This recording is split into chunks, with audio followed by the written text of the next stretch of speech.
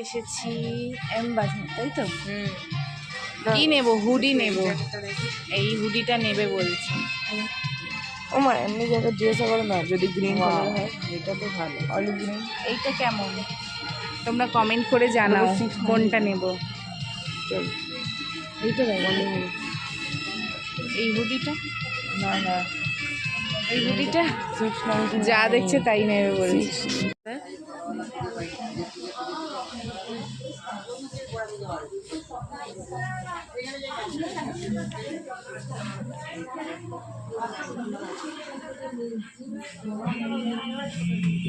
হ্যাঁ মা, এটা ঠিক আছে। এটা চলবে?